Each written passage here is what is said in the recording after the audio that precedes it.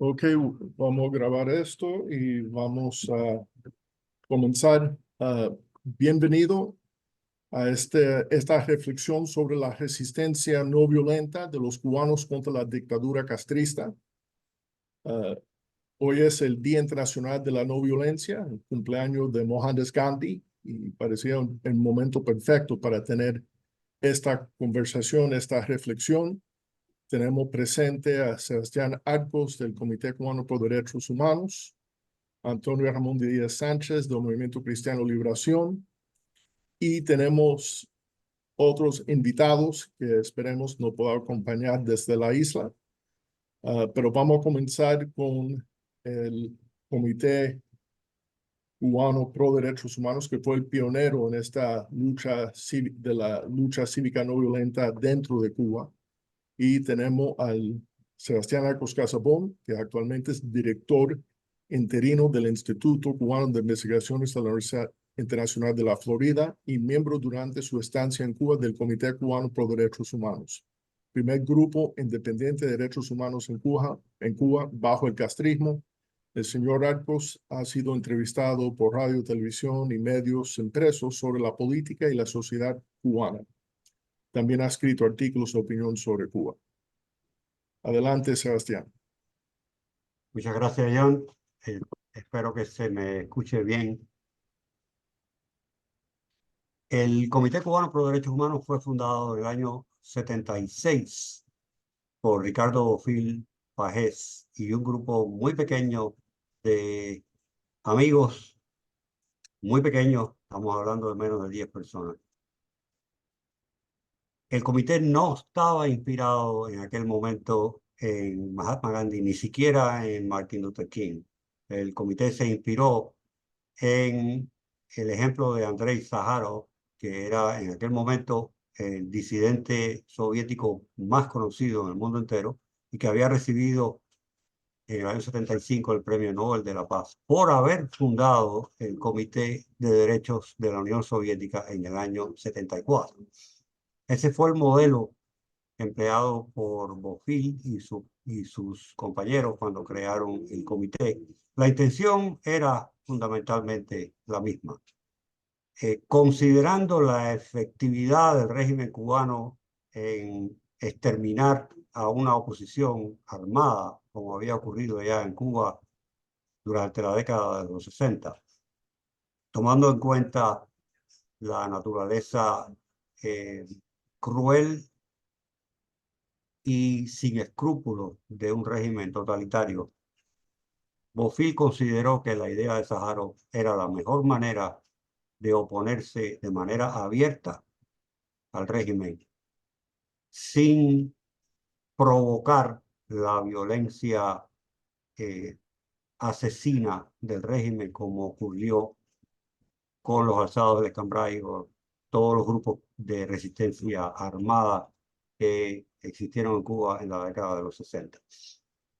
La idea era precisamente enfrentarse al régimen en la calle de manera abierta, a cara descubierta, sin otro armamento que no fuera el de la verdad y la Declaración Universal de los Derechos Humanos. El régimen no se impresionó particularmente con el grupo de Bofill, eran muy pocos en aquel momento, eran apenas una decena o una docena quizá, digamos, a finales de los años 70, pero tampoco los dejó por su cuenta. Bofill y sus amigos entraron y salieron de la cárcel durante esos años varias veces. De hecho, yo y mi padre y mi tío Gustavo Arcos Ernest, que a veces se ha dicho que son fundadores del comité, no fuimos fundadores del comité. Supimos de la asistencia del comité estando presos en el Combinado del Este en la década de los 80, y ahí fue donde empezamos a trabajar con el comité. El comité no sale a la calle como había imaginado Ricardo Bofill hasta finales de la década de los 80. Cuando ya había una membresía bastante más grande que la original, y Ricardo había salido de la cárcel de su último periodo en prisión en aquel momento, y empieza una campaña bastante activa. Empezó con una exhibición de arte disidente en el Vedado a principios del año 88. Ya se había logrado llegar a la Comisión de Derechos Humanos con un volumen tal de denuncias que el régimen cubano se vio obligado a invitar a un grupo de trabajo de la Comisión de Derechos Humanos a que visitara Cuba. Ese grupo de trabajo visitó Cuba en septiembre del año 88. El comité estaba esperando a ese grupo de trabajo con una serie de paneles organizados que no solo denunciaron violaciones individuales a los derechos humanos, sino institucionales en la Constitución del año 76. Se habló de salud pública, se habló de educación, se habló de justicia, se habló de la situación en las cárceles. Se cubrieron todos los ángulos de las violaciones sistemáticas e institucionales del régimen. Ese fue el concepto de Ricardo, que no pudo estar allí porque tuvo que salir de Cuba prácticamente obligado a mediados de ese año 88, pero el concepto era ese. Y la labor que hizo el comité fue fundamental porque resultó en un informe de esa comisión de más de 400 páginas, donde el régimen no pudo siquiera contestar las preguntas que le hizo este grupo de trabajo, donde por cierto estaba el embajador de Bulgaria, que en aquel momento era un país socialista, hermano, según decían en Cuba. Y el resultado final de esta visita y del trabajo fundamental del comité en aquellos años fue la primera sanción, la primera condena del régimen cubano en el año 90 ante la Comisión de Derechos Humanos de Naciones Unidas de la ONU, que se repitió durante 15 años consecutivos. O sea, el régimen cubano no pudo refutar los argumentos que salían del comité y otros grupos que aparecieron en años posteriores sobre la violación sistemática de derechos humanos, hasta que no desapareció la comisión.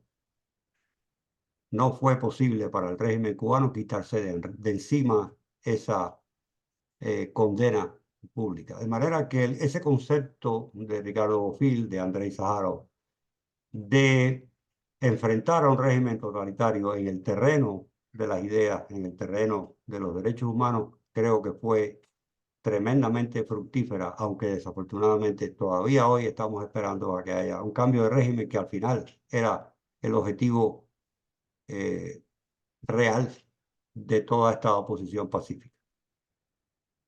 Gracias. Gracias, Sebastián. Bueno, vamos en orden cronológico y según la organización, movimiento que queremos escuchar sobre es un movimiento Cristiano Liberación. Tenemos aquí a Antonio Ramón Díaz Sánchez, que tiene una larga historial dentro del movimiento opositor. Comenzó, bueno, hablando de la Comisión de Derechos Humanos, septiembre de 1988, él fue uno de esos cubanos que fue a denunciar al régimen y dar su testimonio a la delegación de embajadores de esa antigua Comisión de Derechos Humanos cuando visitaron la isla. Y eso fue su bautismo, me imagino, dentro de este movimiento. También en 1988 ingresó en el Partido Pro Derechos Humanos de Cuba y es en 1990 cuando conoce a Osvaldo Payá y ingresa en el Movimiento Cristiano Liberación. Y algunos de los momentos interesantes son en 1994 integra el Consejo Coordinador del MCL. 1997, junto a Osvaldo Payá y otros 10 candidatos del MCL, desafían al régimen presentándose como candidatos a diputados de la Asamblea Nacional. Me imagino que puedo entrar un poco más en lo que ocurrió. Redacta junto a Osvaldo Payá el proyecto Varela, que hacen público en 1998 y entregan los primeros 11.020 firmas en mayo de 2002, justo cuando el presidente Carter estaba yendo a Cuba. En marzo de 2003 es arrestado en lo que se llama la conclusión de la primavera de Cuba, en marzo del 2003, con 74 otros opositores y condenado a 20 años de cárcel. Después se marcha al destierro y ha seguido activo en la lucha por una Cuba libre desde el exterior. Adelante, Tony. Gracias, John. Efectivamente, mientras hablaba Sebastián, yo recordaba que en septiembre del 88 visitó Cuba esa Comisión de Derechos Humanos y recibió, como bien dijo Sebastián, el trabajo del comité. Y recuerdo que una de las partes más importantes en la que trabajó el comité fue el tema de los pueblos cautivos, de Briones Montoto, Sandino. Yo recuerdo que el día que yo estaba en el Hotel Comodoro, donde recibían testimonio la comisión, llegó un miembro de por aquel entonces del comité que se llamaba Hugo Jerez Mariño, Bueno, y llevaba una serie de documentación sobre el tema de los pueblos cautivos, etcétera. Y fue un trabajo muy arduo el del comité y muy difícil, extremadamente difícil, porque era prácticamente cuando comenzó a trabajar la única organización que existió. Y entonces, empatándonos en el tiempo con lo que decía Sebastián, resulta que después que la comisión visitó Cuba y que Ricardo tuvo que abandonar Cuba porque tenía un acoso constante en su domicilio, Ricardo no podía poner un pie en la calle durante meses y no quedó otra opción que abandonar Cuba a través de la embajada alemana, si mal no recuerdo.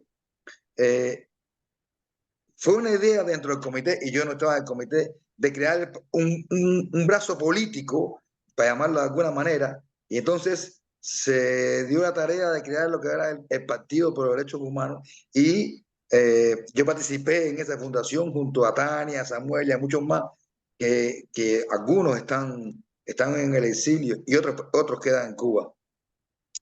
El partido, recuerdo que la primera recogida de firmas que hubo en Cuba como gesto cívico para convocar a la ciudadanía fue por el Partido por Derechos Humanos, que fue lo primero, la primera gestión que hizo el partido una vez que tuvo una pequeña estructura municipal, etcétera.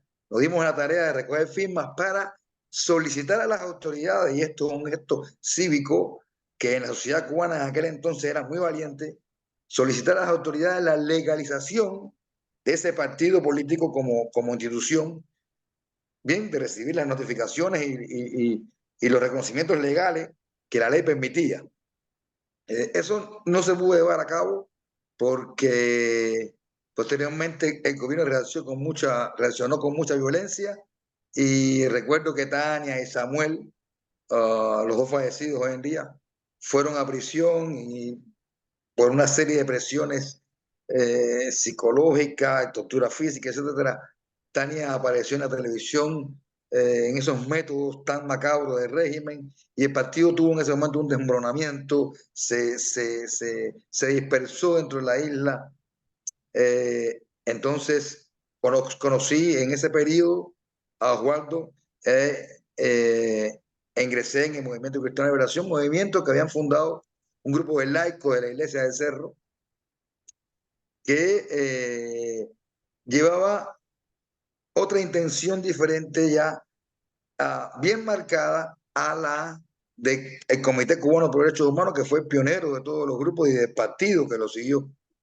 Nosotros también surgimos, ese movimiento surgió en septiembre del 88, fue como cuando comenzaron a trabajar, pero pretendía convocar a las masas. Si bien la función y la misión específica del comité era denunciar las violaciones de los derechos humanos, nosotros como tal, nuestra intención era intentar convocar a sectores de la sociedad cubana para cívica y pacíficamente, o sea, no violentamente, lograr desmontar el sistema autoritario cubano.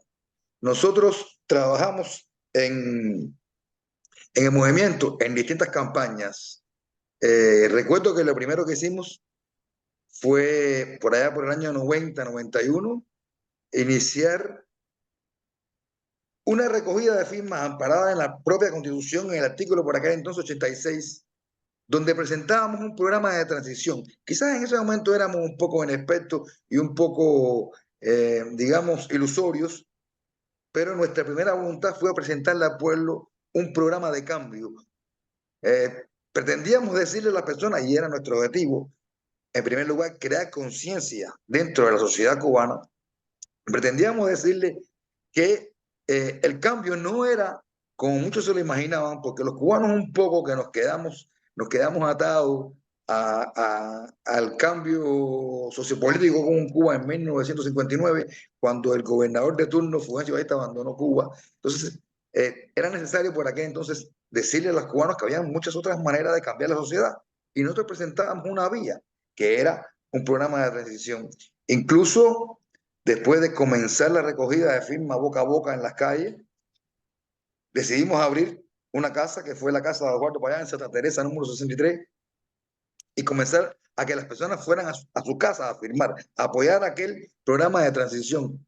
El gobierno permitió que la casa estuviera abierta 2 días. Curiosamente, ese día que ya ellos decidieron invadir la casa, y asaltarla y llevarse los documentos y arrestar a la persona que se encontraba ahí recibiendo la firma, que no era Osvaldo casualmente, ese día nos cuenta alguien después que los fumigadores del cerro se estaban reuniendo para ir a firmar, porque la cosa iba extendiéndose y las personas iban entendiendo que eso era un camino normal y que estaba dentro de la ley, que era el primer mensaje que había que transmitirle a la sociedad cubana. Desafortunadamente eso se fraguó. La represión contra nosotros vino desmesurada a partir de ese día. Anteriormente ya habíamos sentido represión, pero continuamos por ese camino. Nosotros consideramos que la no violencia, no queremos decir que es la única forma de cambiar un sistema totalitario comunista, pero creemos que es la más eficaz. Nosotros miramos en la historia y vemos cómo la única manera en la cual se ha podido sustituir una dictadura comunista por una democracia ha sido a través del reclamo cívico y de la no violencia, que fueron lo que practicaron todos los países europeos que transitaron de tiranía a democracia. Si usted quiere hacer un cambio de gobierno y ir de una tiranía a otra, quizás usted pudo hacer otro método. Por ejemplo, en Rumanía, desafortunadamente que hubo violencia por parte de los militares, incluso que se generó la violencia, que mataron al dictador. Básicamente no transitó en aquel momento de una dictadura a una democracia, sino hubo un traspaso de dictadura desde nuestro punto de vista. Entonces lo que hemos visto es que lo importante es que se transite verdaderamente la democracia. Quizás sea necesario que existan determinadas condiciones, que exista determinado nivel de conciencia social, que existan determinados niveles de comunicación, que desafortunadamente hoy son más prácticos, pero nosotros nunca lo tuvimos. Quizás sea necesario que la solidaridad internacional, y eso es muy, muy importante, y al día de hoy a la no violencia en el mundo, desde mi punto de vista, lo que le está faltando es la poca solidaridad internacional. Yo pongo como ejemplo a los venezolanos. Yo admiro a la oposición venezolana porque ha transitado por el camino cívico. Cuando no ha aceptado ir a las urnas, es cuando más fuerte se ha hecho el régimen. Cuando ha aceptado ir a las urnas, es cuando el régimen se ha puesto en la mira internacional. Es cuando el pueblo ha podido unirse en alguna medida. Sin embargo, yo, desde mi punto de vista, creo que la solidaridad con el derecho de los venezolanos a que se respete lo que pasó en las urnas, en este caso, no ha sido la necesaria. Creo que se necesita más y eso es muy importante para que la no violencia tenga sentido y tenga resultados. En el caso de Cuba, nosotros quisimos primeramente crear un estado de conciencia y ese estado de conciencia lo buscábamos creando pequeñas células en todas las regiones del país. Nosotros hubo un momento que teníamos personas vinculadas al movimiento en más del 90% de los municipios del país y en algunos teníamos decenas de miembros que manteníamos en un perfil bajo que era muy difícil darle una actividad concreta, sino más allá de aquella de comunícate con tu vecino, explícale que hay un método, explícale que se puede hacer pacíficamente, lo que tenemos que hacerlo entre todos. Y eso generaba conciencia y generaba adeptos al movimiento, sin contar que la represión que desarrollaba el régimen era la que quizás muchas veces provocaba que muchas personas nos unieran a nuestro movimiento. Así como tú decías en el 97, y por aquellas frases famosas del señor Ricardo Alarcón y de Fidel Castro que decían, en Cuba no nomina el partido, nomina el pueblo. Nosotros decidimos utilizar esa frase porque, curiosamente, a otros movimientos de no violencia en el mundo que han tomado la desobediencia civil, nosotros llegó un momento que lo invertimos y dijimos, nosotros queremos hacer la obediencia civil. Y en eso se basó el proyecto Varela, en la propia ley, porque queríamos que el gobierno fuera quien primero respetara su ley.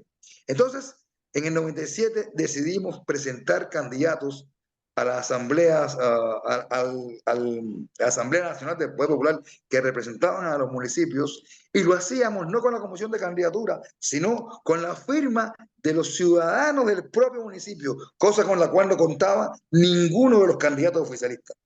Entonces, por ejemplo, la idea fue presentar ante la Asamblea Municipal, que supuestamente era quien nominaba a propuesta de la comisión de candidatura, presentamos a veces miles de firmas en un municipio de un candidato que simplemente lo proponíamos para que apareciera en la boleta. No queríamos monopolio para esa persona como hacían ellos, sino para que apareciera en la boleta. Por supuesto que ni respuesta nos daban.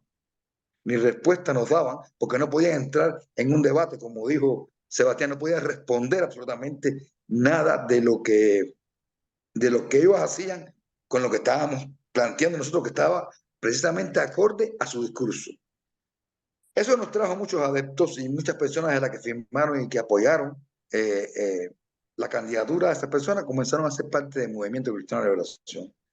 Eso nos fortaleció y nos preparó para ir directo al cuello del régimen. O sea, hay mucha gente que nos acusaba a nosotros que éramos personas que no éramos radicales. Nosotros nos consideramos, hoy en día nos consideramos los más radicales dentro de la oposición, porque íbamos a la raíz del problema, porque la raíz del problema en Cuba está en el poder, en el gobierno, y la única manera en la cual usted puede lograr un cambio social en Cuba es sustituyendo al gobierno, sustituyendo a la persona que está sentada en este momento en esos puestos del gobierno. Por lo tanto, nosotros, amparados en la Constitución nuevamente, decidimos presentar una propuesta de una nueva ley electoral, precisamente porque la raíz del problema es que el régimen realiza elecciones, muy entre comillas, pero dentro de una ley draconiana, donde es imposible que usted pueda participar, donde es imposible que ellos puedan perder. Y eso lo sacamos de la experiencia y lo planteábamos en el prólogo del 97. Entonces, el proyecto Varela tenía varios puntos, pero el más importante, el punto estrella, era el punto de la nueva ley electoral. Que se hiciera una ley con esa nueva ley electoral. El proyecto Varela nos llegó a muchas puertas, nos llegó a crear un gran movimiento que llamamos Comité Ciudadano. Fue un ejercicio de no violencia muy fructífero.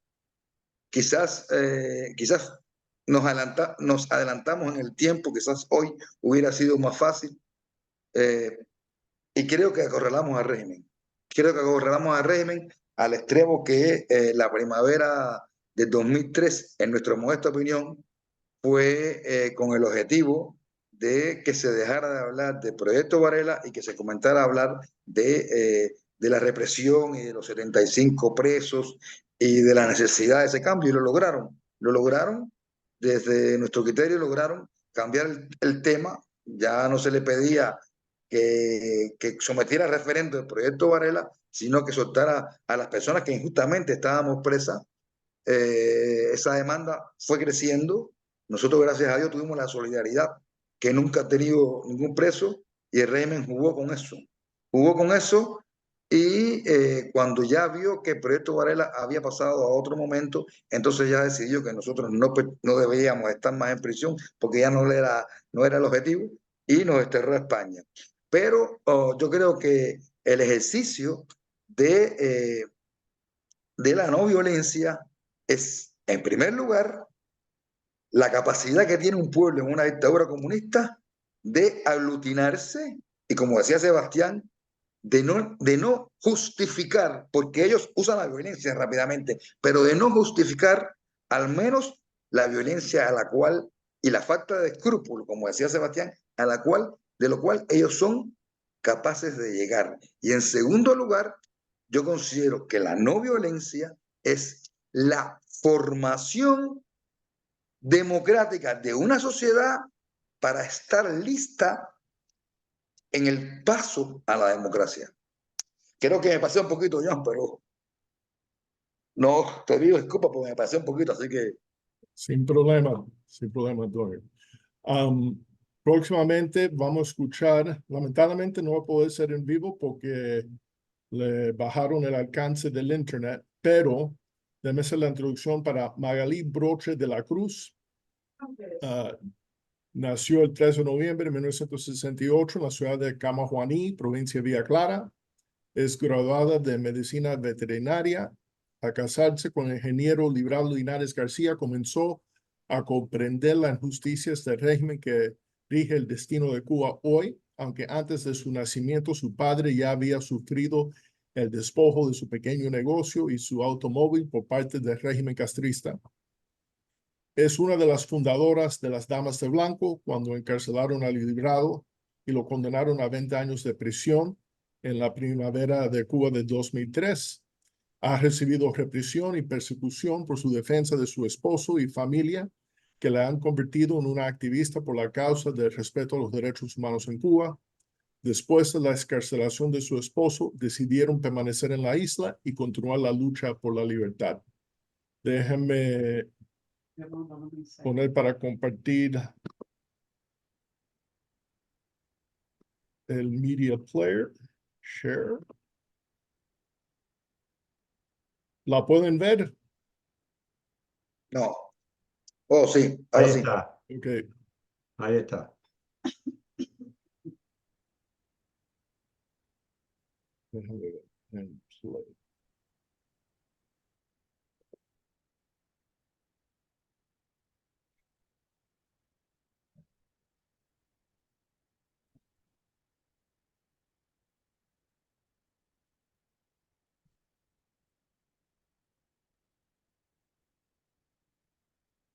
No se oye, yo no oigo. ¿No se oye? Yo no oigo, no. Las otras personas no la oyen.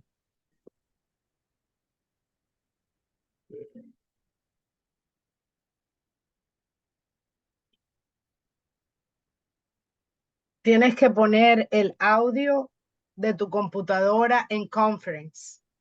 El audio de mi computadora en conference. Déjame ver si...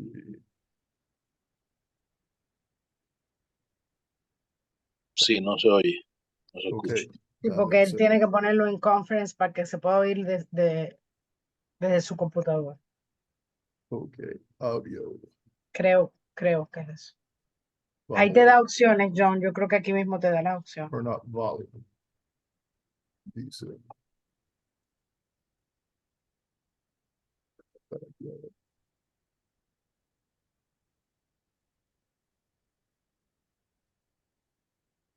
John, I think you need to go to aquí mismo en Zoom. Oh, en Zoom. Ok. En el mismo Zoom, tú tienes que ir al microfonito Déjame y ver. ahí te da los audio settings, pero me parece que debes poner Audio setting. computer audio. Creo que es computer audio. Déjame ver. You need to go Let to me audio stop share. settings. Let me stop share. Regresar aquí. Audio settings. Live.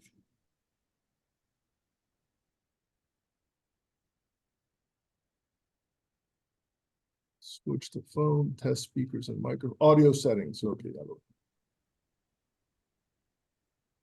Okay, micrófono, speaker.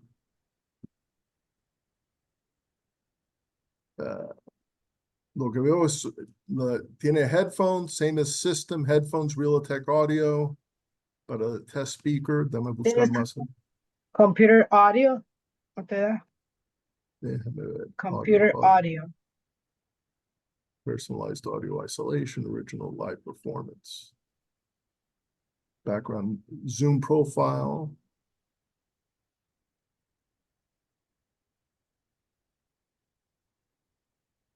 Déjame hacer algo. Te puedo pasar a ti como administradora, ¿no? Sí, yo puedo tratar de ver. Déjame ver. Qué lástima, porque estaba el mensaje muy bueno. Y ella trató de entrar.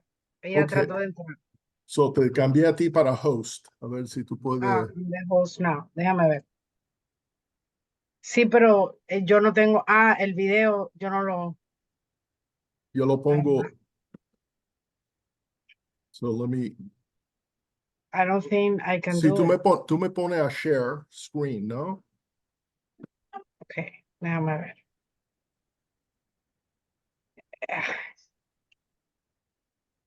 Si yo tuviera el video, lo puedo poner yo, pero. I don't Ah, have it. tú me lo enviaste, entonces tú lo puedes bajar en la computadora, ¿no? Ya, pero tendría que hacerlo aquí ahora, en el mismo momento que.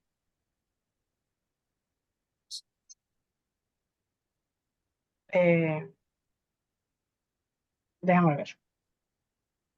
Déjame ver primero si puedo poner computer audio. Tú lo tenías en speakers, ¿correcto? Sí.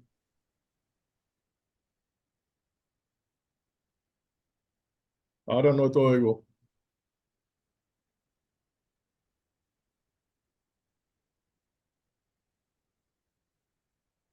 No te oigo.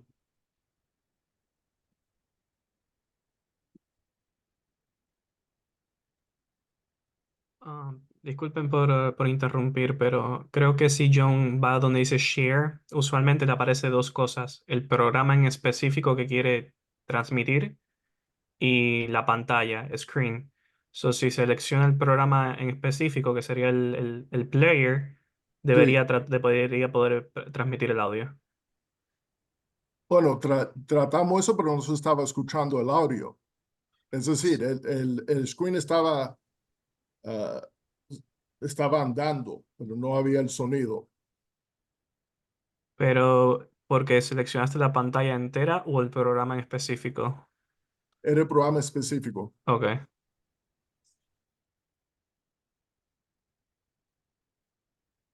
A ver. Y Janicet, ya yo no te oigo.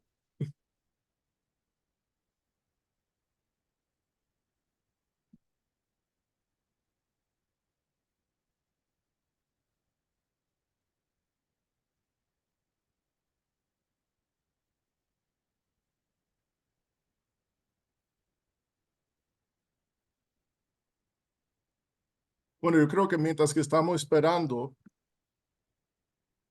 podemos adelantar un poco en términos de la conversación, porque escuchando a Sebastián y a Tony, y Sebastián especialmente, él habló de la influencia de Andrei Sakharov y que no fue tanto en ese caso Reverendo King o Mohandas Gandhi, pero algo interesante es el tema de que Tony lo mencionó, la obediencia civil, es decir, utilizar las reglas del juego contra el régimen.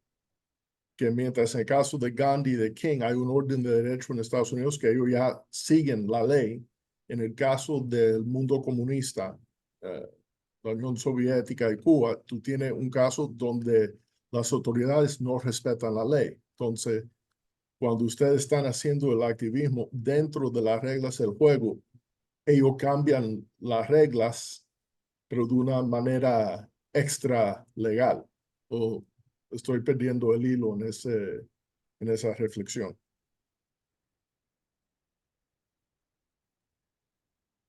Sí, Sí, exactamente. no, básicamente, la ley está escrita para que ellos nunca pierdan el poder. Entonces tú tienes que, dentro de esa sociedad, eh, buscar pequeños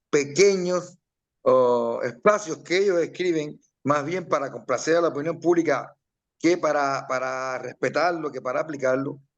Y esconderte quizás en esa esquina, como decía Osvaldo, en la cual la escoba no puede llegar y barrer, aunque cuando ellos quieren, yo les decía, la viran de lado y barra igual, pero es el mecanismo por el cual, te repito, tú le puedes ofrecer confianza a la ciudadanía. Es el mecanismo por el cual tú puedes convocarlo a algo que puede ser efectivo y que le puede cambiar su vida.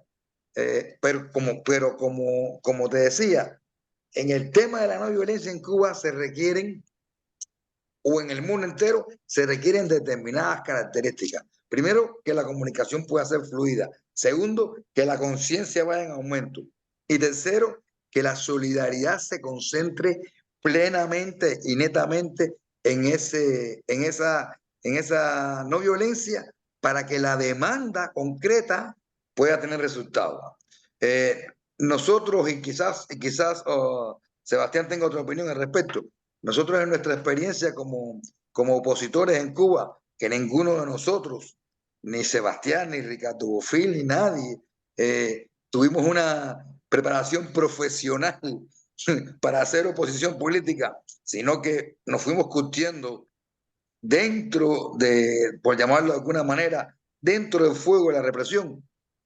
Nosotros pensamos también que a veces nos equivocamos mucho en, en lo que pedimos, en la demanda que tenemos, y tenemos tanta demanda que a veces se agotan esas demandas, se bifurcan y se desintegran en el tiempo.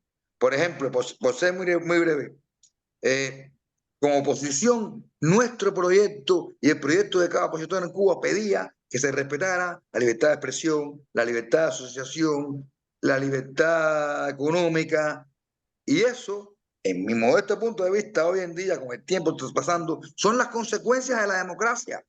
Eso no llega en la dictadura, eso llega cuando llegue la democracia. Entonces yo creo que lo legítimo y lo práctico es pedir concretamente, básicamente, la democracia. Y la democracia significa unas elecciones. Perfecto. Y creo que Janice Sí. tiene el video listo para andar y entonces continuamos la conversación.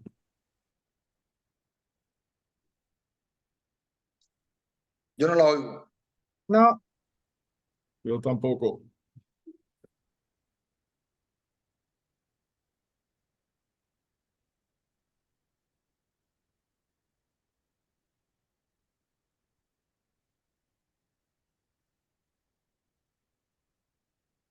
wow.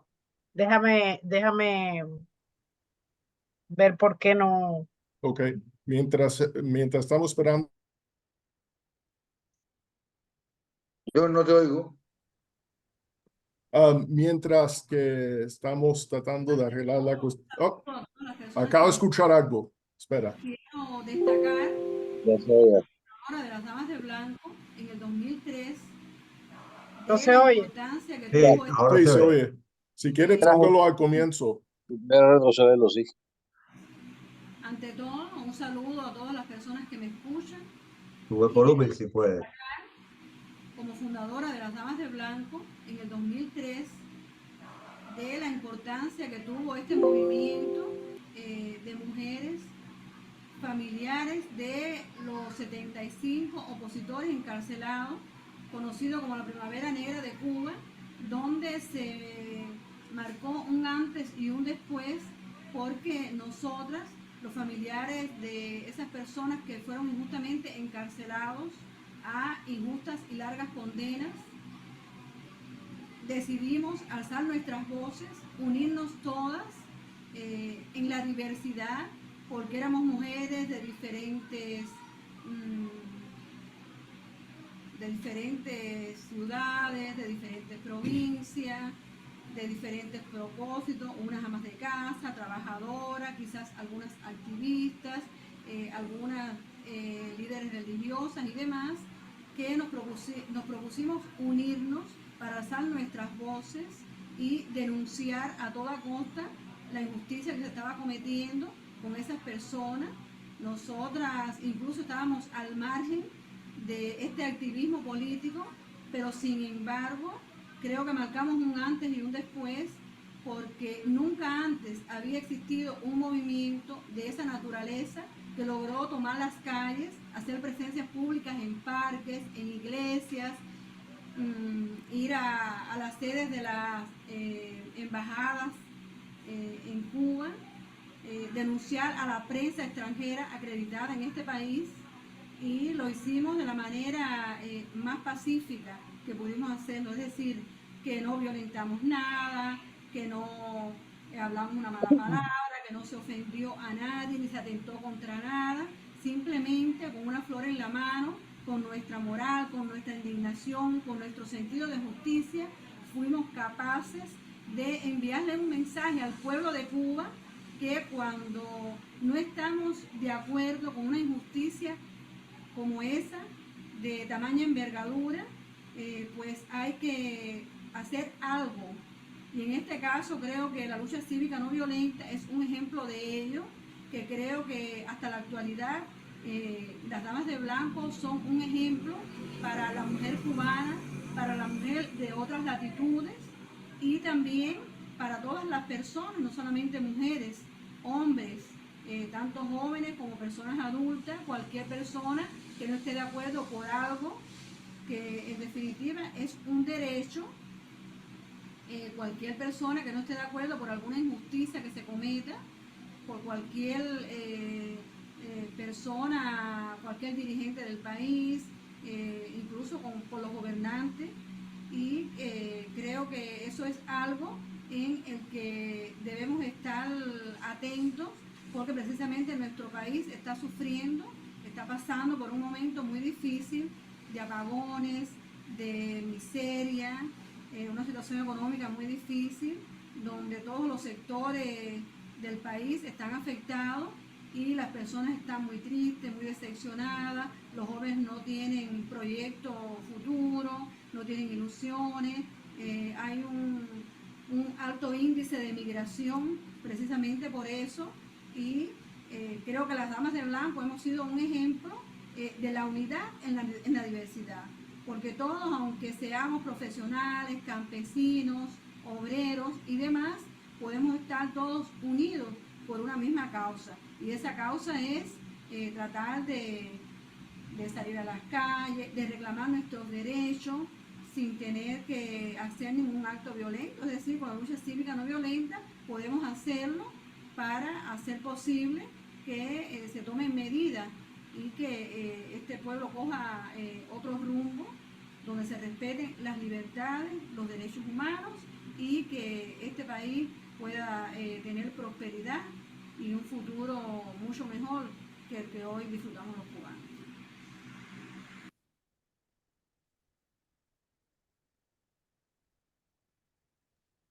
Yo sé que se veía un poco bajito, pero ¿lo pudieron oír? No, se entendió bien. Yo lo entendí bien. Sí, sí, sí. Es una lástima que no pudo estar con nosotros porque la situación de no solamente es los apagones, sino también es que el internet se lo bajan de una manera que no pueden acceder, por ejemplo, a una plataforma como esta.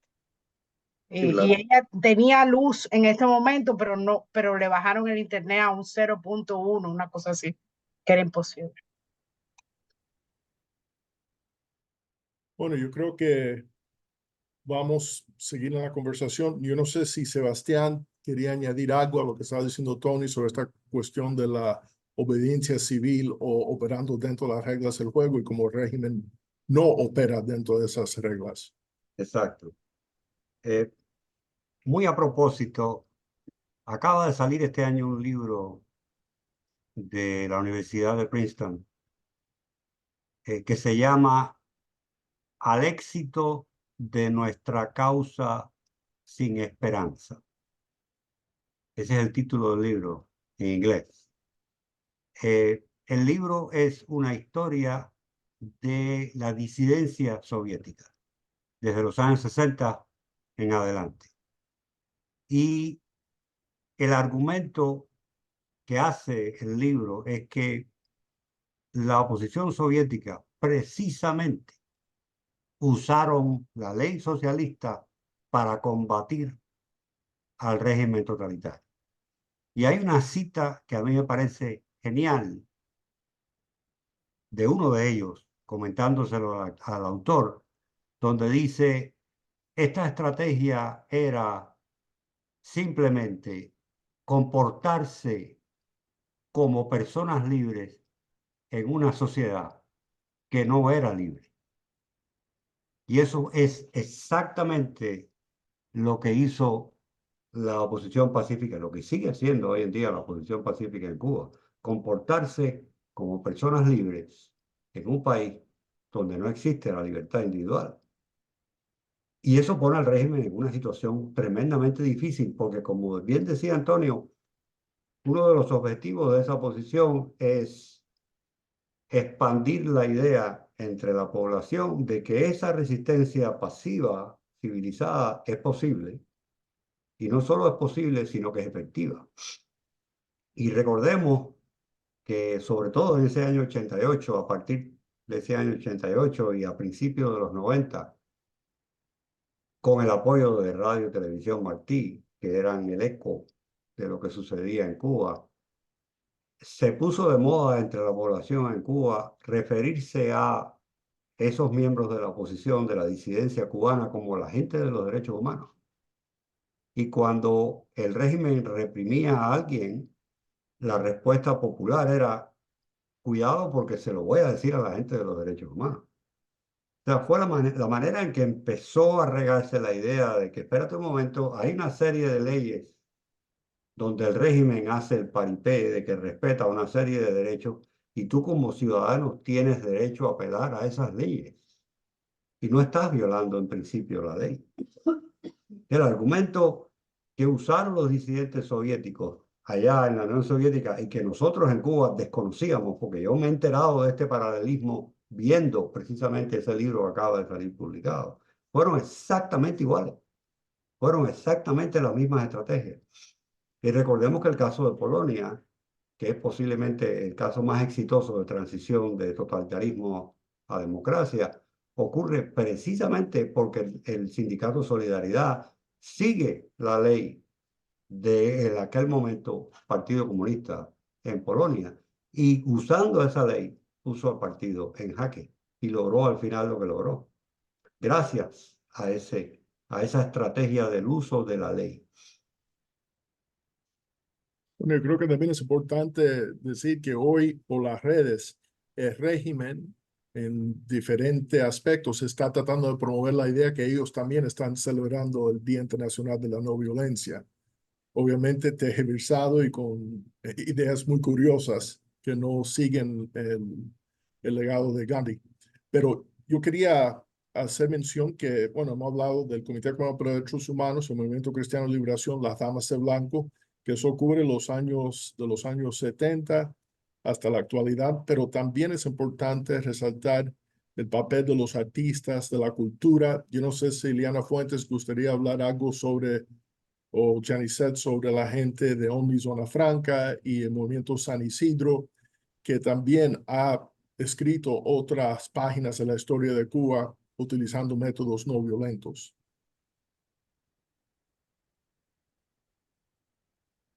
Diana, ¿tú quieres hablar primero? Take off the mute. Okay. Okay, no. Adelante, Janicet. No, yo lo que quisiera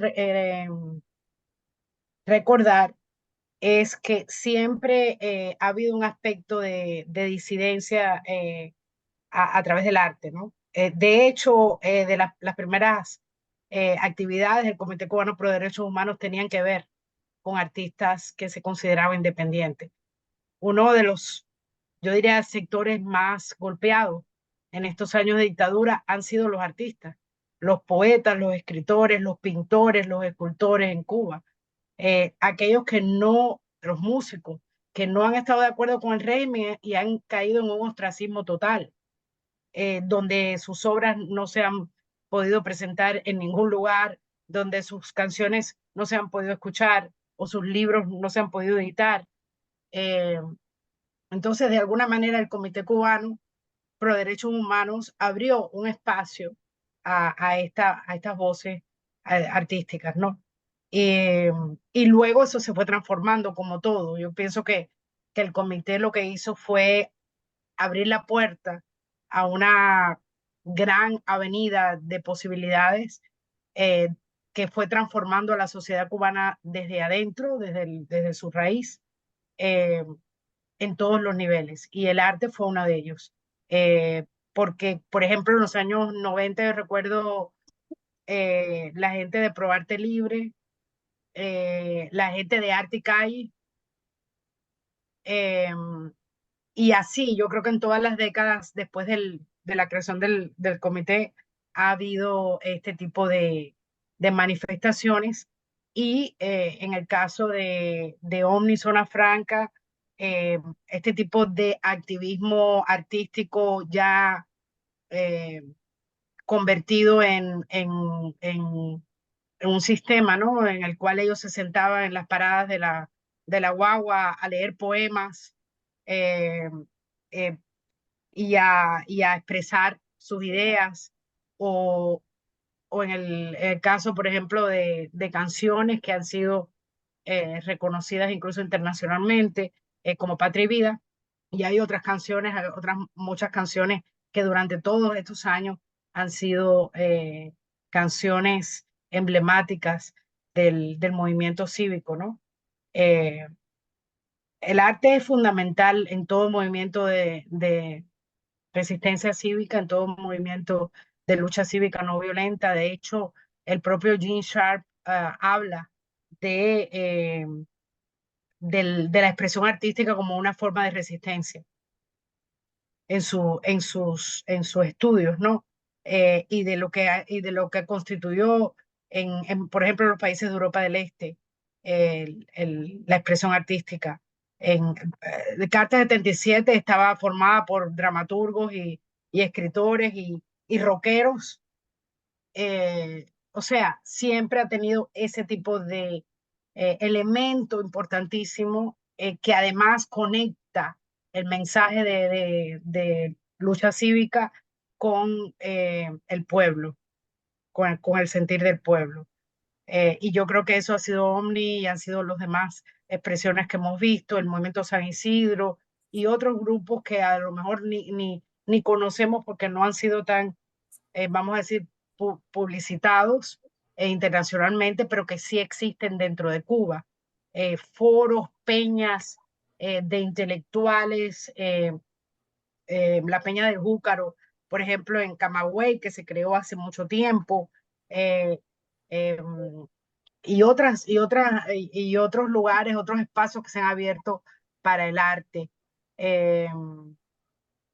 Yo pienso que en mi opinión, el gran mérito o la gran hazaña de Ricardo Bofill y el Comité Cubano Pro Derechos Humanos fue haber lanzado una semilla o unas semillas al aire en una tierra que podía ser o no fértil para ese mensaje. Y lo hicieron en un gesto de total humildad, con total desapego. Y yo creo que esa es la grandeza de alguien como Bofill. Un desapego, o sea, no decir, no, este es mi movimiento, este es mi mensaje. Al contrario, ahí va eso, el que lo quiera abrazar, que lo abrace y adelante.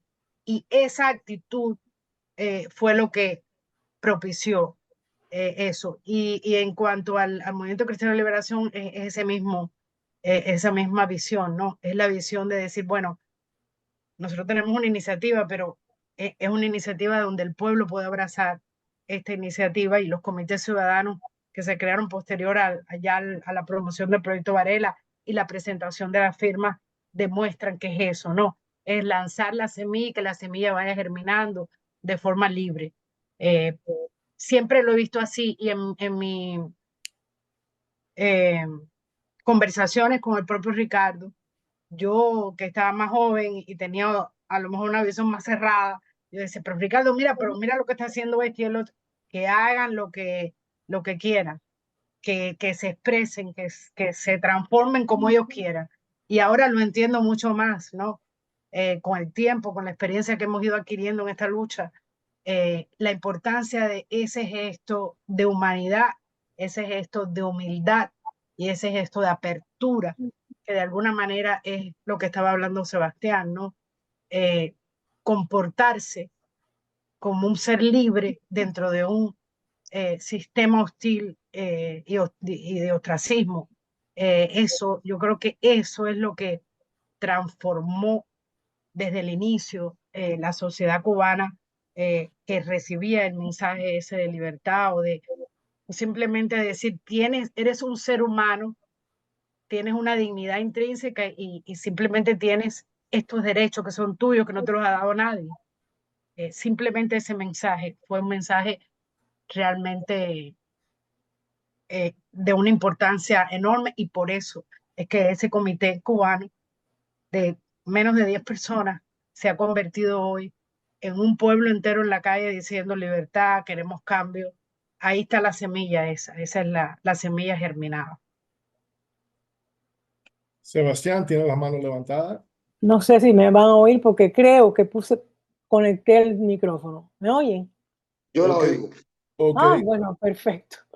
No me estaba funcionando antes.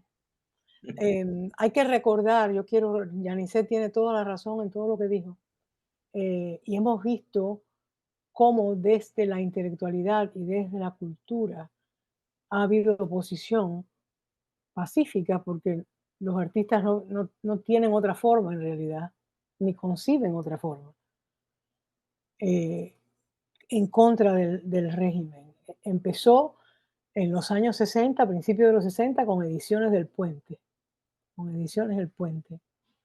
que eran los jóvenes o jovencísimos escritores que empezaron a publicar sus libros bajo la guía de José Mario y de Ana María Simo. Pasaron los años, el mismo movimiento de derechos humanos y el partido cuenta con Tania Díaz Castro, que lanza aquel poemario que decía, un día todos me van a tener que oír. O sea, y estuvo la carta de los 10 la carta de los 10 intelectuales, y de ahí salió la figura de María Elena Cruz Varela, otra poeta, y a las dos las metieron en la cárcel. O sea, y entonces cuando empieza un poco a moverse más la cosa, surge Omni Zona Franca con su grupo de músicos y de escritores, como Mauri, el poeta, que ahora o sea, que después integraron el movimiento San Isidro. O sea, esto es toda una madeja, ¿no?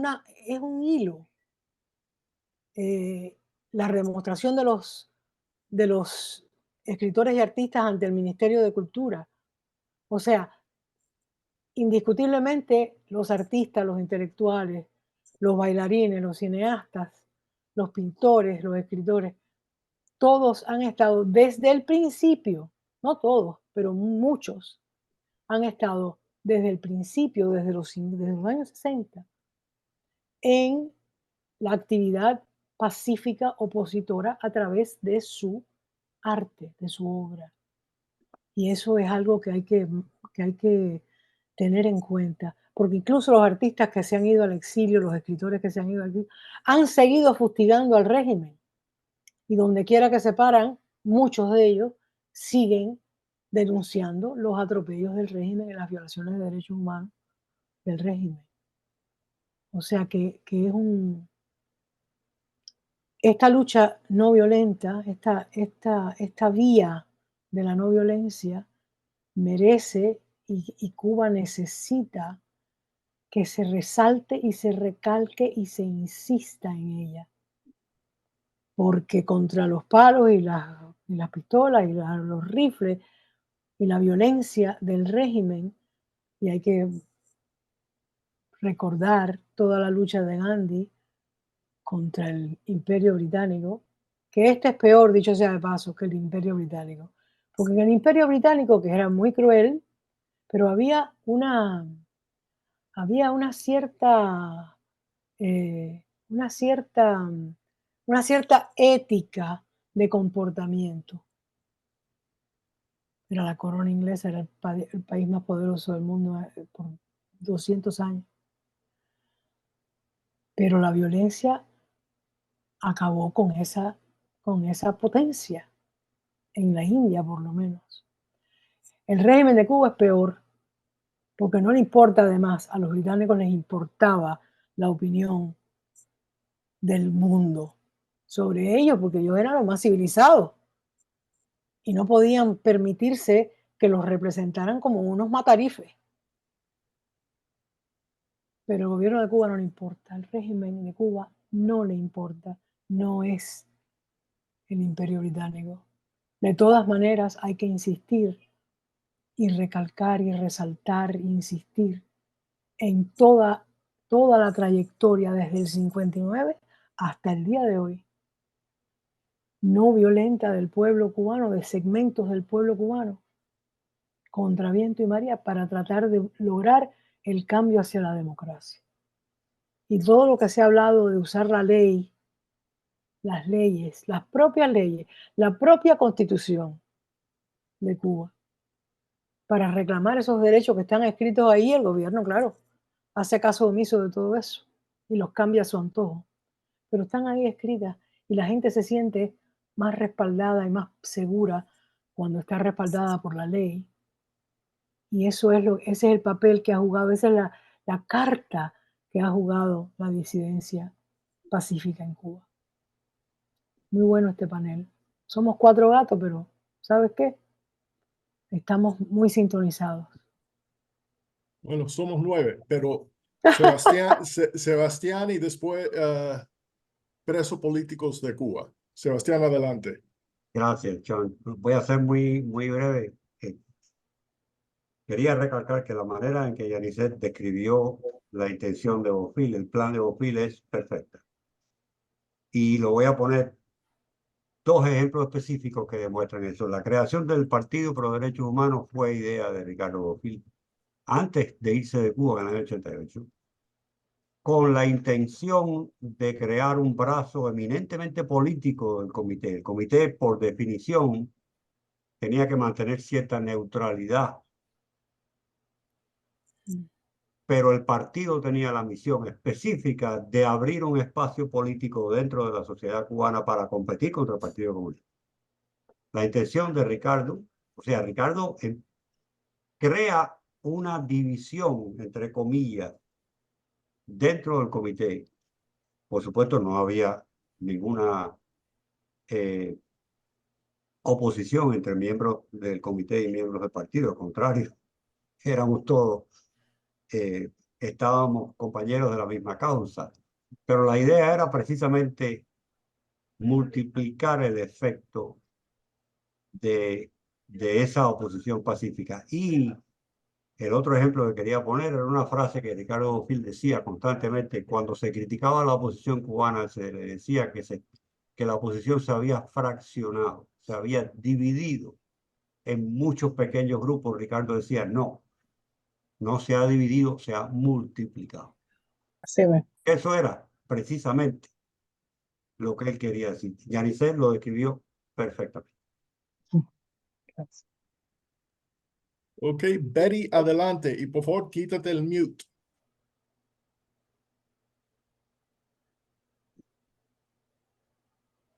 Ahí vas. Hola.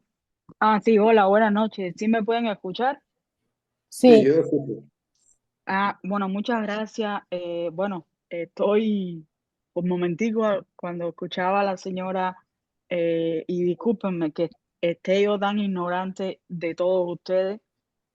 Yo soy de las que aterrizó de golpe y porrazo a la lucha el 11 de julio. Entonces, por más que trato de consumir al menos 1 o 2 horas de historia al día, no hay manera de cachar, de empatarme. Ha sido un gusto de verdad escucharlos y si Alice B sigue por acá, bueno, ella puede dar es testigo porque es compañera de lucha de lo que hacemos en las redes. Eh, Gracias de verdad por haber compartido tanta experiencia. Me emocioné mucho escuchando a la señora que estoy viendo ahora mismo en la pantalla. Iliana, ¿puede ser? Sí, yo. Ok. Me dio mucha esperanza al final sus palabras de que podemos ser 4 gatos, pero estaban en sintonía.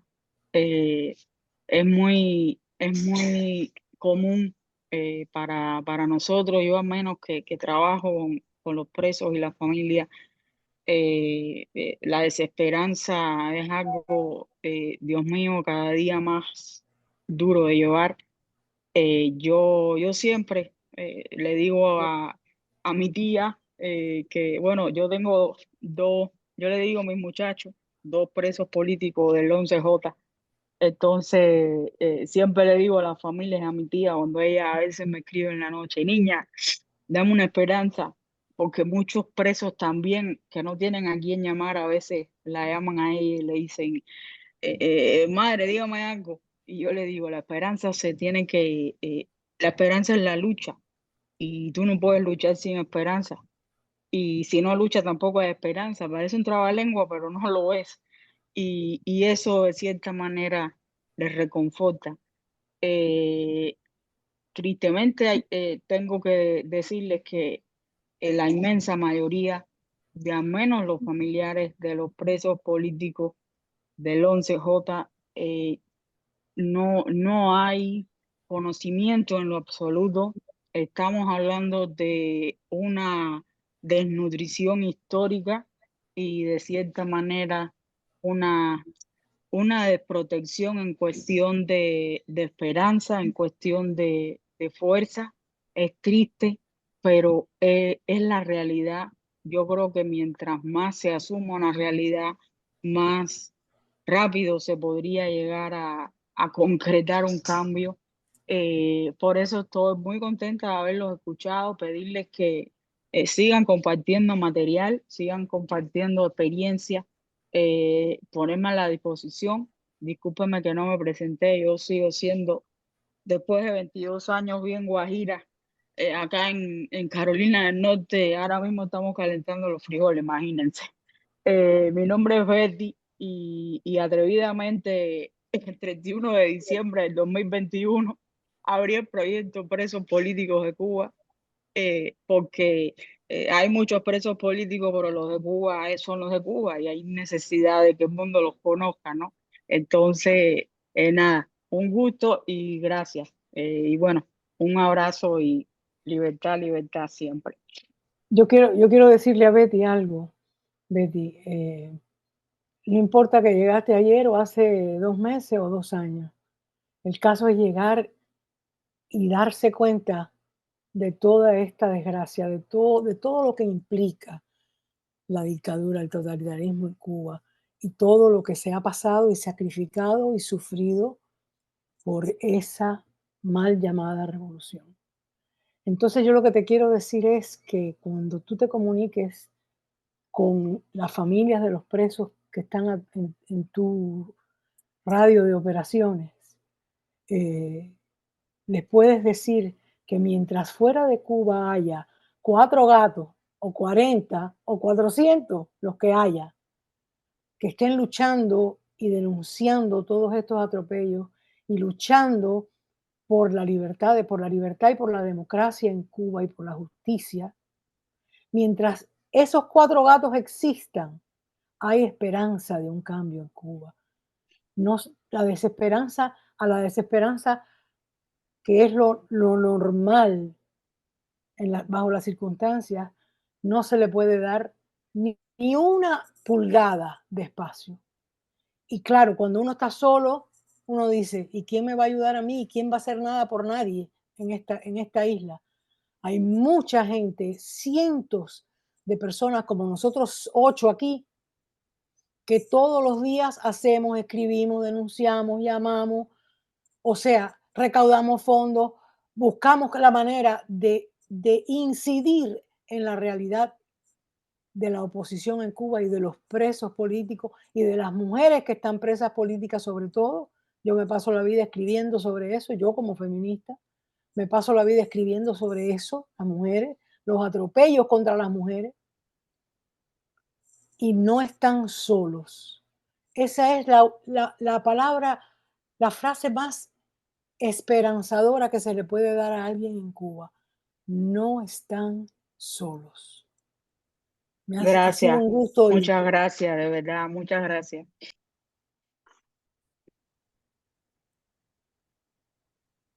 No, ¿Alguna oímos otra ya. pregunta? No, John, yo solo quiero acotar algo. Primero agradecer la oportunidad de compartir con ustedes, que siempre es muy útil porque uno se nutre, se carga. Hoy hay testimonio como el de esa muchacha que se preocupa por los presos, que eso es algo que nace dentro, más allá de lo político, nace de lo filantrópico, lo Sí. altruista.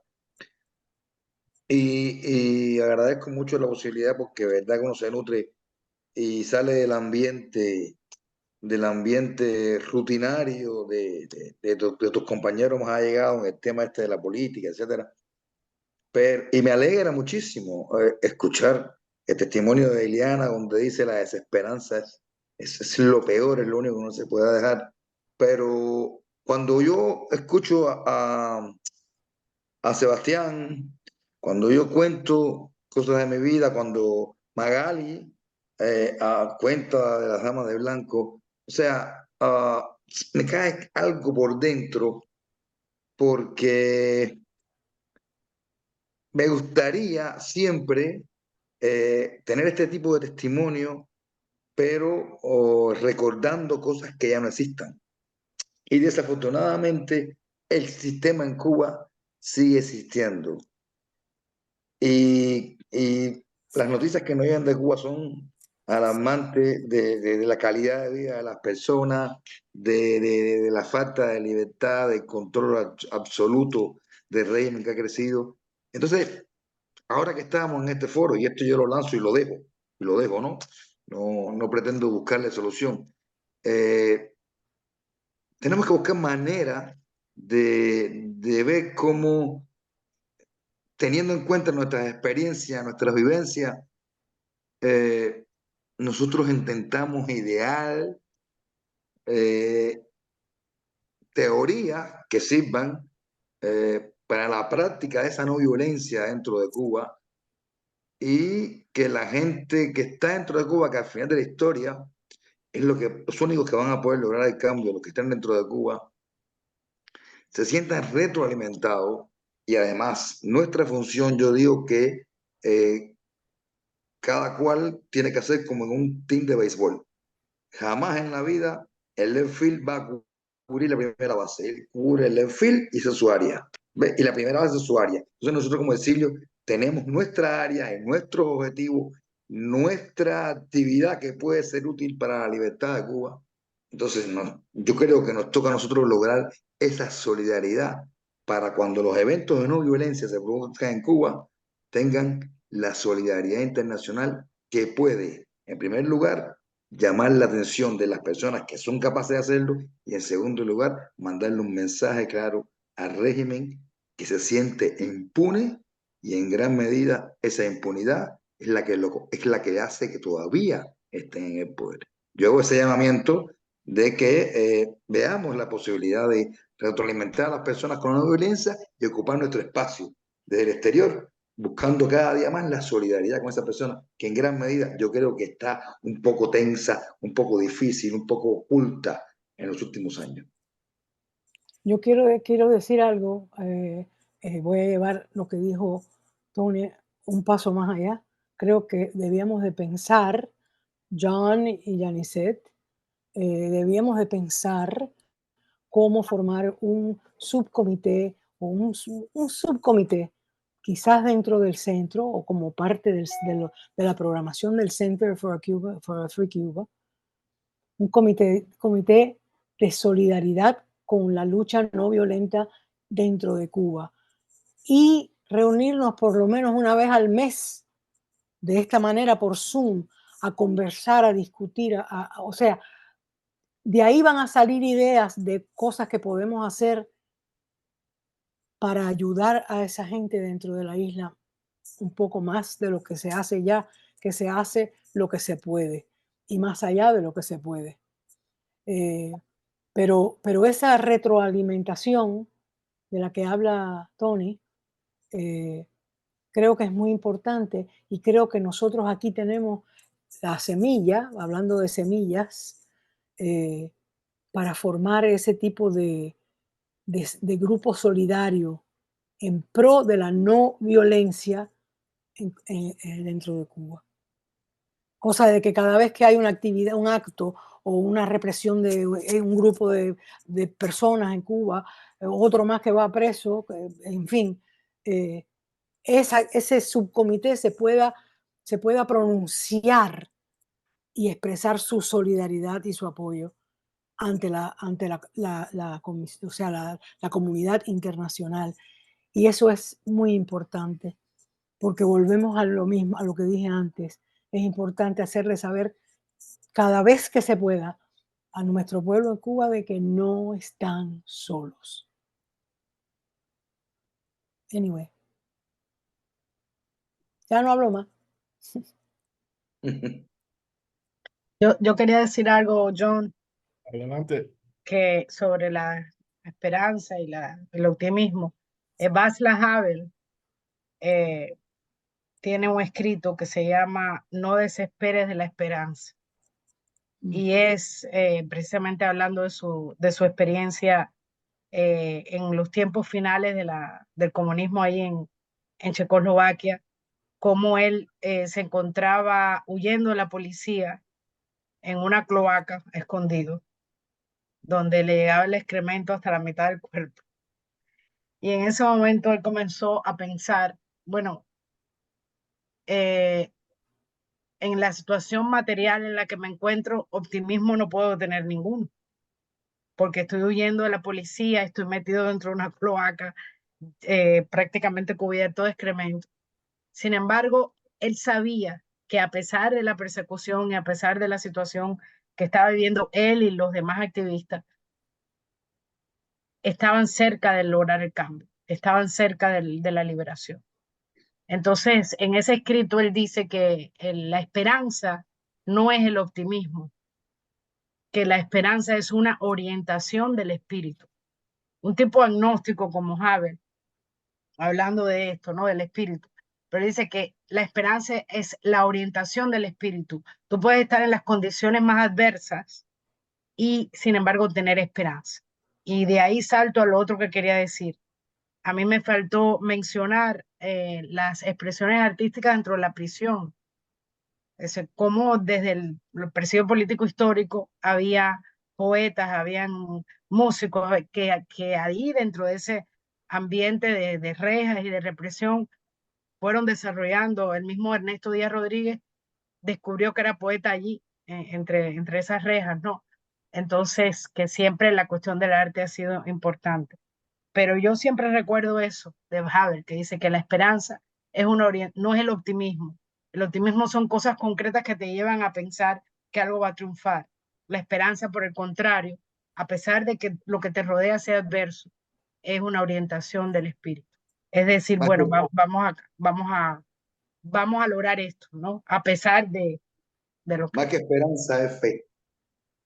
Es fe. Es fe. Pero bueno, el propio Havel era agnóstico, o sea que creo que Regi quiere decir algo. Pero fe no quiere decir, fe en algo superior religioso, Dios, Alá. No, fe y esperanza son primas, tú sabes, van de la mano, así. No, yo veo como fe en este caso, perdóname, es que es la certeza de que lo que tú estás haciendo es correcto y que irremediablemente esa corrección que tú estás dándole al mundo va a suceder. Ahí yo lo veo como fe. Sí, Exacto. eso es. Por eso un ateo puede hablar de fe. Claro, claro, claro. Sí. Rey quiere decir algo, yo creo. Espera, Carlos Luis tiene la mano subida. Carlos, adelante. Muchas gracias también por el conversatorio de esta noche. Ha sido, creo que muy informativo para muchos de nosotros acá presentes, especialmente yo siendo la parte un poco más joven.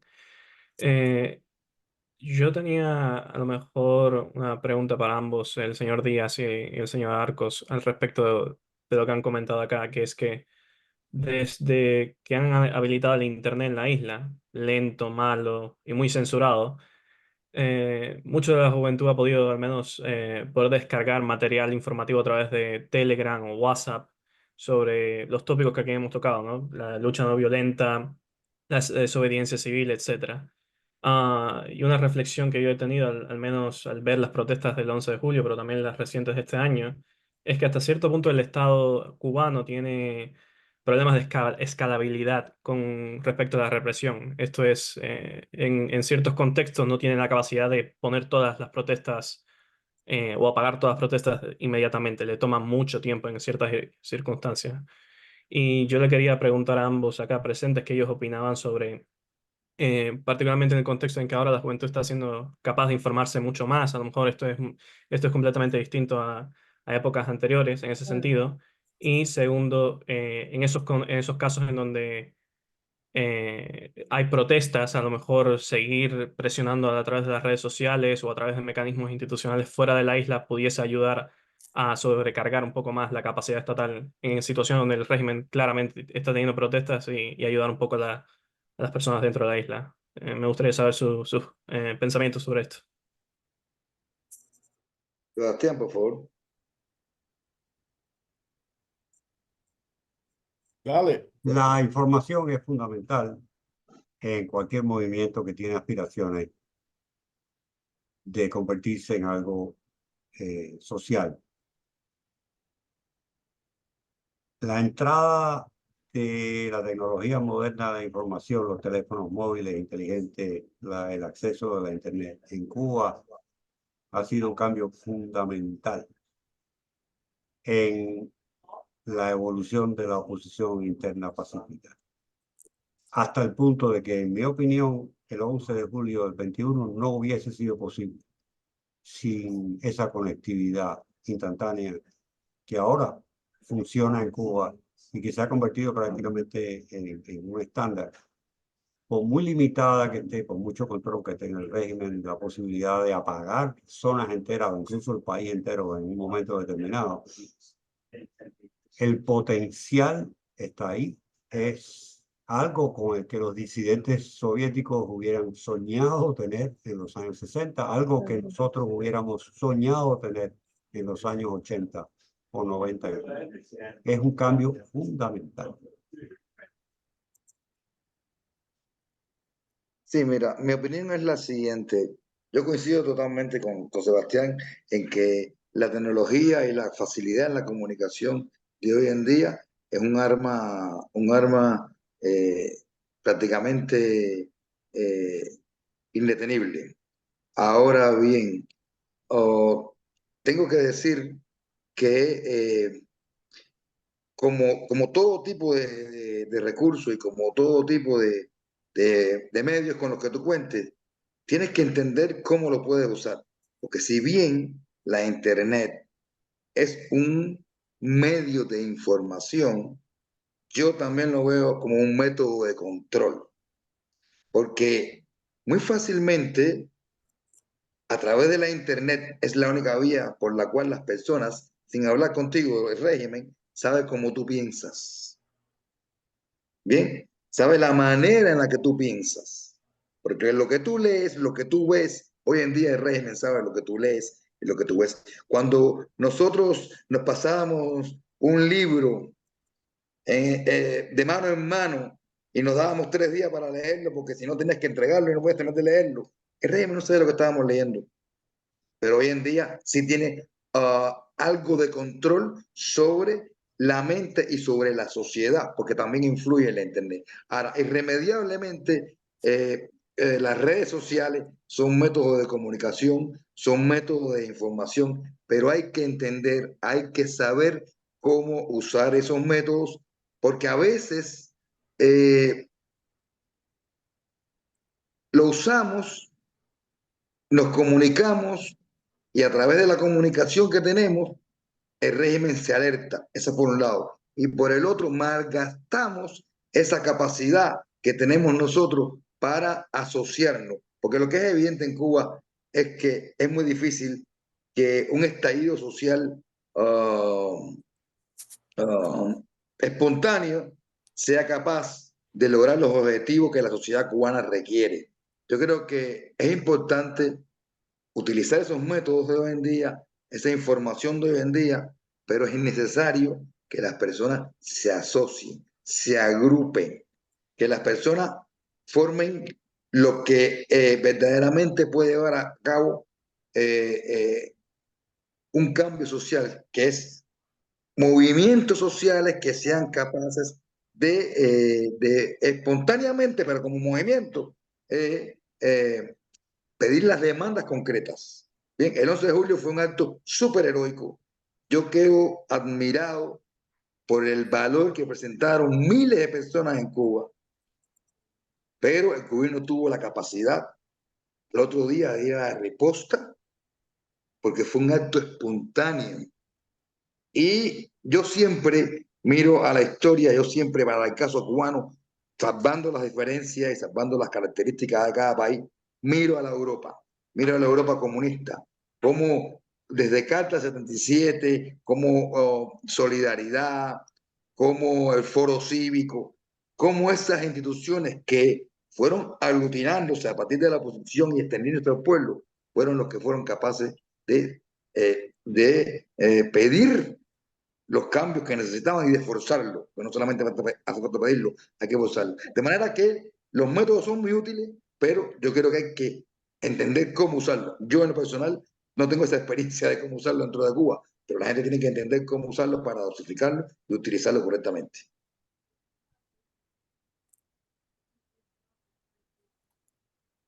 Gracias, Tony.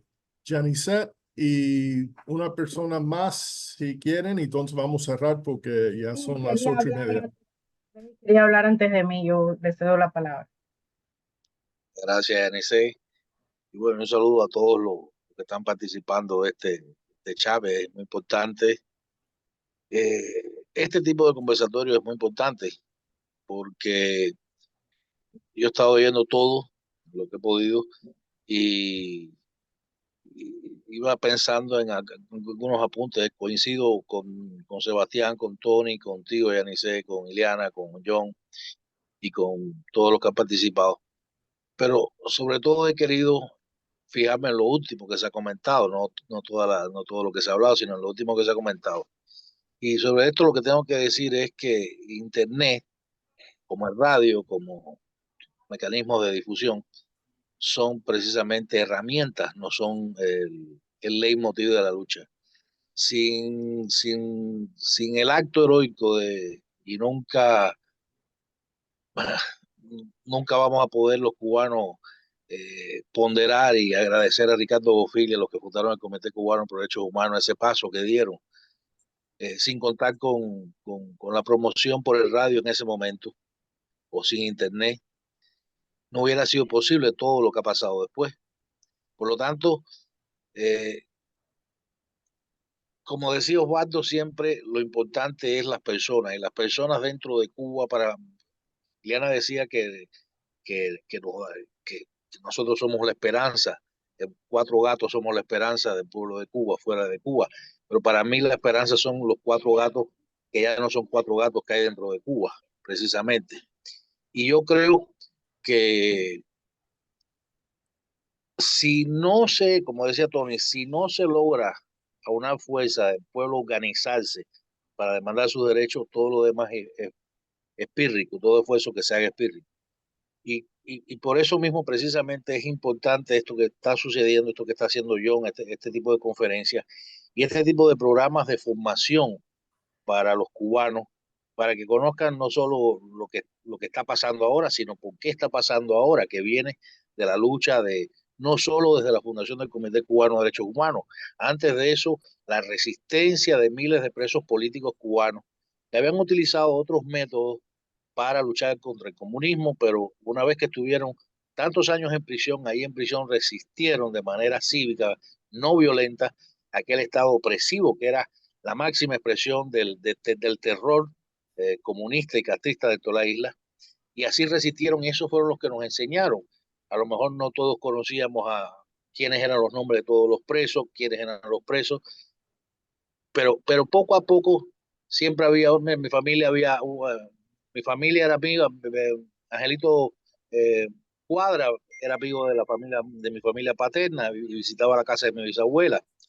Y así, pero iba oyendo por el radio también que era mucho más barato que cargar un teléfono, recargar un teléfono o tener un teléfono celular. Te comprabas un radio ruso y te informabas entonces de lo que sucedía en el mundo, porque el monopolio del control que hacía de esa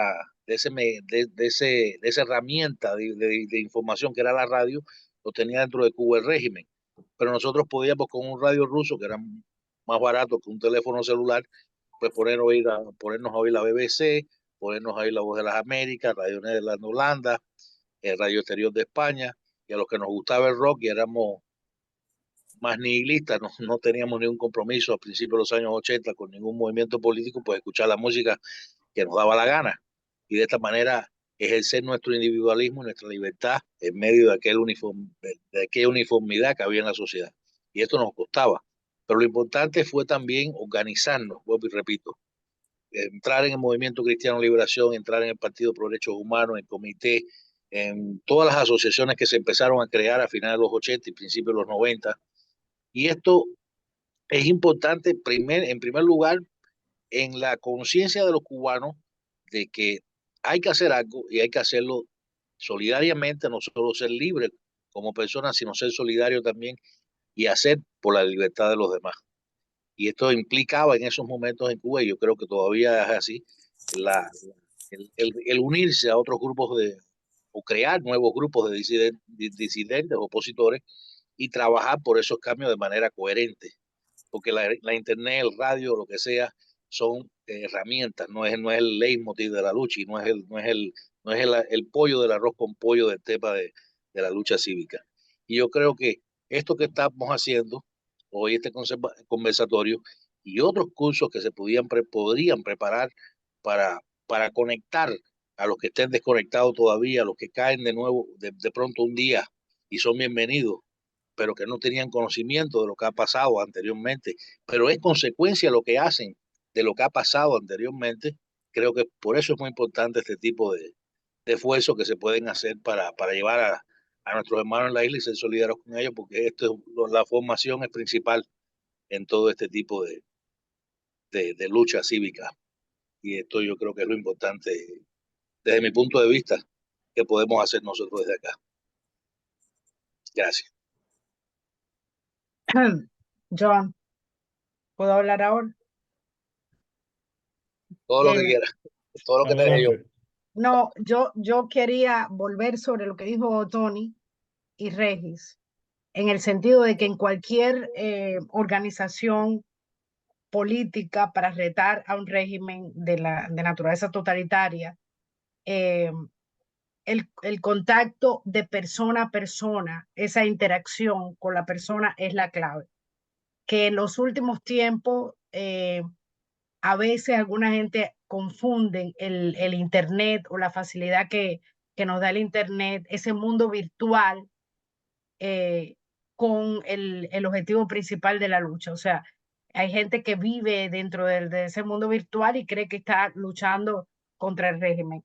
Al régimen lo que le preocupa es un 11 de julio, la gente en la calle, el espacio público, ese espacio que desde el principio hicieron así, cerraron, ese es el espacio que tiene que conquistar el pueblo de Cuba. Y ese espacio público es físico, es algo físico. Y ahí es donde ellos reinan o intentan reinar. Ya creo que cada vez menos, porque cada vez hay más protestas y más desafíos a ese régimen. lo virtual es una herramienta, como dice Regi, o sea, por WhatsApp, mira, se están reuniendo en tal lugar, no sé, ese tipo de cosas pueden ser efectivos. Lo otro que quería decir es que podemos tener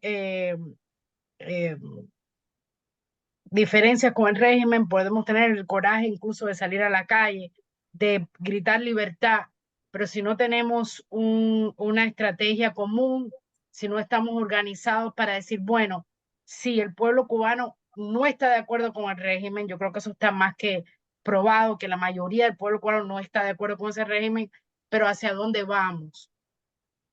En el fenómeno del 11 de julio, en muchos lugares, las manifestaciones se dirigieron al poder popular, se dirigieron a los centros del poder político de la dictadura. Y eso fue una cosa interesante porque eso fue algo espontáneo. Pero sí tenemos que tener un plan de cómo llegar a donde queremos llegar. O sea, pasar de la protesta y la persuasión a otros niveles de lucha cívica no violenta, la no cooperación, la intervención, que son etapas ya en las cuales pues ya se desafía al régimen de una manera más coherente y más organizada con el objetivo de tomar el poder, o sea, de quitarle el poder totalitario a esa dictadura y de realmente hacer un cambio en Cuba. No, lo virtual es importante, pero no es lo esencial. Y mucha gente a veces se vuelve loca y cree que está haciendo una batalla dentro de las redes. Dentro de las redes se puede informar, podemos incluso convocar, pero lo más importante es lo físico en la calle. Como decían algunos opositores hace unos años, las calles son del pueblo, ¿no? Bueno, ese espacio físico, porque el régimen ha dicho que las calles son de los revolucionarios. No, no, el espacio físico es el que tenemos que ocupar. Era lo que yo quería recordar. Yo quisiera hacer un comentario último, John. Okay. Dos cosas que me vienen a la mente. Una, a raíz de unas declaraciones que hizo Oscar Elías Bisset recientemente de que Cuba estaba al borde de un levantamiento o de unas protestas otra vez o algo. Yo pienso que mientras, y desde el 11 de julio del 21 hasta hoy, la situación en Cuba se ha puesto 1000 veces peor de lo que estaba en aquel momento, con los apagones constantes, con la represión que hay, etcétera, la falta de comida, la falta de medicina, en fin, el empeorar de la situación cubana sucede exponencialmente, no aritméticamente. Y me pregunto digo ahora, comparto la idea de lo necesario que es recalcar esta noción de la resistencia no violenta, de la no violencia en una situación como la que hay en Cuba ahora, de una total, me da igual, y si me matan, que me maten, ya no puedo más. Cuba ha llegado a ese punto. Cuba ha llegado al octavo, noveno, no sé cuántos círculos son del infierno de Dante. Al noveno círculo. Y cuando se está ahí, es muy difícil pensar que la reacción, a no ser que sea una persona muy entrenada y muy capacitada en el pensamiento y la acción no violenta, la no violencia tiene las de perder en esa situación. O sea que yo creo que es más importante que nunca buscar las vías de comunicar la importancia de la no violencia y lo que se gana con la no violencia en esta situación que tiene Cuba en estos momentos, por un lado. Y por otro lado tenía otra idea que quería compartir, pero ahora se me fue de la mente. Pero creo que es importante, como hemos dicho todo, creo que estamos todos de acuerdo en ver cómo organizamos estas ideas y estos conversatorios con fines docentes, con fines de educar y preparar a los que nos oyen, cuando nos puedan oír. Esto se puede grabar y divulgar a través de Cubanera, a través de Diario de Cuba, a través de Cuba Byte. O sea, hay maneras de poner un clip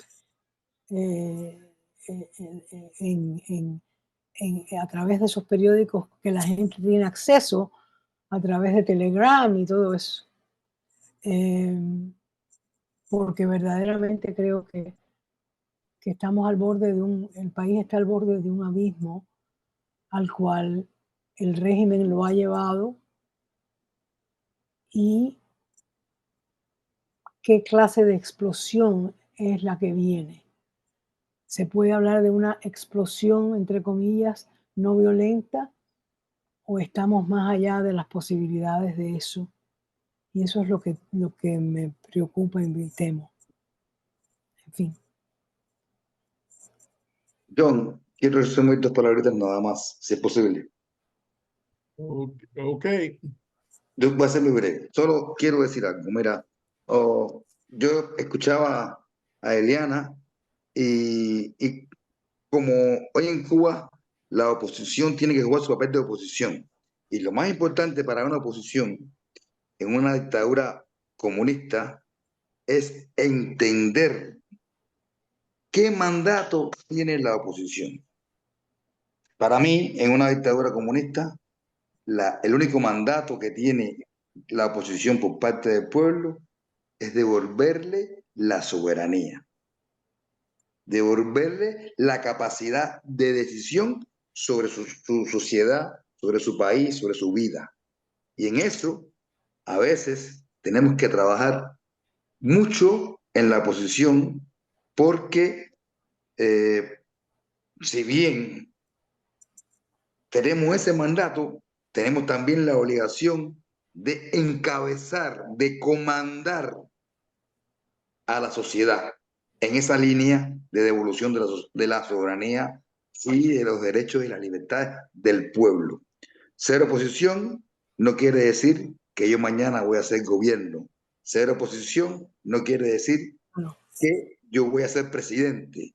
Ser oposición es un acto de entrega a la sociedad, en una sociedad comunista. En la democracia, usted es oposición y usted está aspirando al gobierno. Ahora, y por otro lado, saltar que la no violencia es la que puede salvar el gran derramamiento de sangre que ninguno de nosotros queremos ver dentro de Cuba. No. Porque el régimen apela a la violencia y exacerba la violencia y genera la violencia para un día, si es necesario, provocar el derramamiento de sangre que expande el terror. Y eso es lo que nosotros no queremos ver dentro de Cuba. Claro. Ahora fíjate, Tony, en los eventos del 11 de julio, el pueblo en su mayoría fue no violento. Claro. Los que generaron la viencia fue el régimen. Exacto. Los que tiraron las piedras, los que iniciaron a tirar piedras a las tiendas estas de MLC fueron los vestidos de civil, pero eran gente del Ministerio del Interior. Esa es la estrategia de él. Exacto, la violencia es lo que ellos conocen, es su espacio común, y es a lo que quieren atraer a la gente para entonces desvirtuarlo. Pero en su mayoría la gente fue no violenta. Esa es yo diría que es una de las grandes enseñanzas que nos dio esa explosión social en Cuba. Deseo del pueblo de, bueno, mira, nosotros lo que queremos es expresar lo que pensamos y queremos que se nos den respuesta. Los que iniciaron la violencia en la mayoría de los casos fue el régimen que quiere exacerbar eso y crear un escenario de baño de sangre, ¿no? Por eso es importante que esa estrategia de lucha sea manejada por la mayoría de los opositores y por el mismo pueblo, que el pueblo conozca la estrategia de lucha cívica no violenta. Y por el exilio, que a veces también es bien difícil hablar de eso en el exilio. No, yo Si creo no que, es- espera, perdóname, pero José Basurto, Hermanos al Rescate, dieron el ejemplo por muchos años. También hoy en día Ramón Saúl Sánchez, el Movimiento Democracia, de la lucha cívica no violenta, llegaron hasta el punto que José Basurto se reunió con Coretta Scott King Hubo cursos de no violencia en la Universidad Internacional de la Florida con personas como Bernard Lafayette, que luchó junto con King para dar ese conocimiento al exilio cubano. Y estamos hablando de eso por los años 90. Entonces, hay la posibilidad de tener esa comunicación dentro de esta comunidad y hemos visto en otras etapas, especialmente durante este proceso del Movimiento San Isidro entre 2019, 2020, 2021, que los artistas aquí, muchos de ellos de Omni Zona Franca y de Movimiento San Isidro que tuvieron que salir al exilio, organizaban protestas, actividades artísticas y no violentas en las calles de Miami con grandes números de personas. Y fueron exitosos y son exitosos. Yo creo que el régimen sí quiere ir a la violencia porque ellos son expertos. Es decir, si tú eres un boxeador profesional, tú quieres estar boxeando, no jugando ajedrez. Pero si tú no eres un boxeador profesional, tú quieres estar y conoces un poco de ajedrez, con ese boxeador prefiere sentarte a jugar ajedrez. Y creo que eso es el concepto que se tiene que dar con el tema de la no violencia. El régimen cubano nació en la sangre, un movimiento que surgió del terrorismo, de matando cubanos, de poniendo bombas en teatros, que puso el terrorismo a nivel internacional con diplomáticos cubanos reuniéndose con Carlos en París, Carlos el Chacal, o tratando de poner bombas en Nueva York, donde murieron inocentes.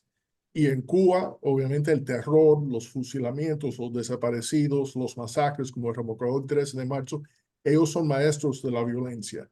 Y la oposición, tomando la decisión de ir donde el adversario, el régimen, el enemigo, son expertos, es un gran error. Yo creo que eso es la conversación, la comunicación que se tiene que tener con los hermanos que piensan, y lamentablemente no son solamente cubanos, lo hemos visto en el caso de Siria, en otros países que hay gente de buena voluntad, buena intención que piensan que, bueno, estamos teniendo logros con la no violencia, pero con la violencia podría acelerar el proceso.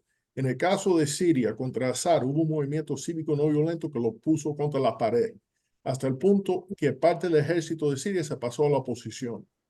Y en ese momento la oposición cometió un error fatal, que era, bueno, podemos acelerar el cambio utilizando el ejército para luchar contra Assad.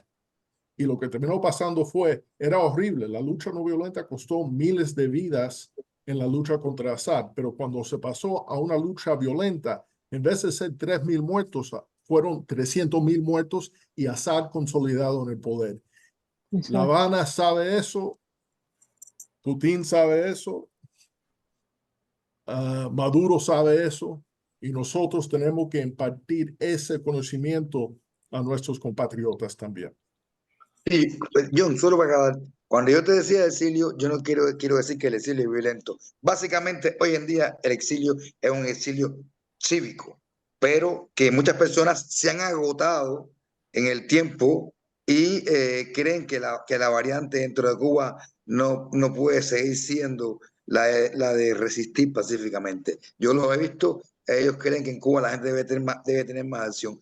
Ahora, dentro del exilio, básicamente, yo creo que el exilio hoy en día es casi, absolutamente pacífico en su reclamo. El Pero de- directorio, Mar por Cuba, Hermanos al Rescate y muchas organizaciones, incluyendo el Comité Cubano por Derechos Humanos, representado por Bofil, durante los años 90 abrazamos